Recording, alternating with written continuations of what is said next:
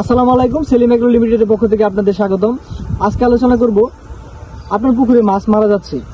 তো অনেক খামারি আমাকে ফোন করে বলে, স্যার আমার পুকুরে তো মাছ মারা যাচ্ছে, এই পরিমাণ মাছ মারা যাচ্ছে।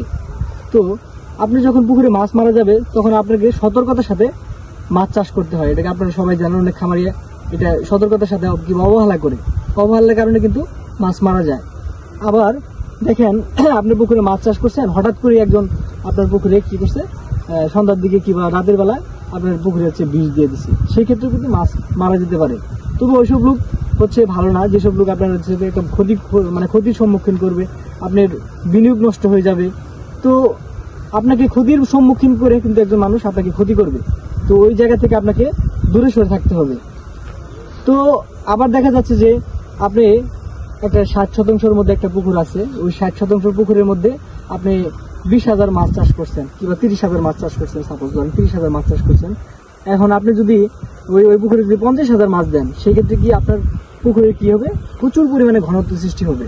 আর ঘনত্ব সৃষ্টি হলে কি হবে, আপনার মাছের অক্সিজেন স্বল্পতা কমে যাবে। সেই ক্ষেত্রে কিন্তু অক্সিজেন, আপনার মাছের যে অক্সিজেন দরকার সেই পরিমাণ অক্সিজেন পাবে না, সেই ক্ষেত্রে কিন্তু মাছ মারা যায়।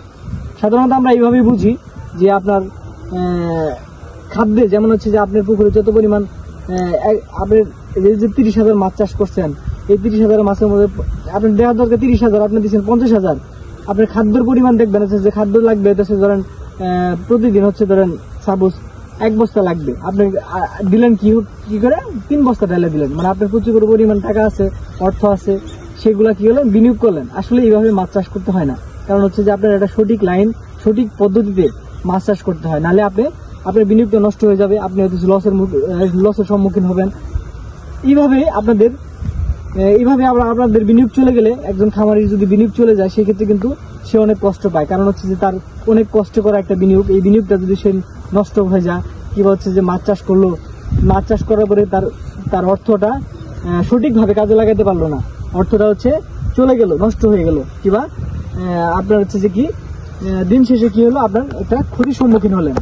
তো আবার দেখেন যে আপনি পুকুরে মাছ চাষ করছেন, পানির কালার আপনাকে জানতে হবে যে পানির কালারটা ঠিক আছে কিনা, পানি হচ্ছে আপনার স্যাঁতস্যাঁতে হয়ে গেছে কিনা, কিংবা পানির কালার কালো হয়ে যাচ্ছে কিনা, গাঢ় হয়ে যাচ্ছে কিনা, এটাও আপনাকে সতর্কতার সাথে দেখতে হবে। আর যদি এটা না দেখেন, তাহলে কিন্তু আপনার মাছ মারা যেতে পারে। তো আজ এই পর্যন্তই। ভালো থাকুন, সুস্থ থাকুন, আপনারা সঠিক পদ্ধতিতে মাছ চাষ করুন, এই আশাবাদ ব্যক্ত করে সেলিম এগ্রো লিমিটেডের পক্ষ থেকে আপনাদের স্বাগতম।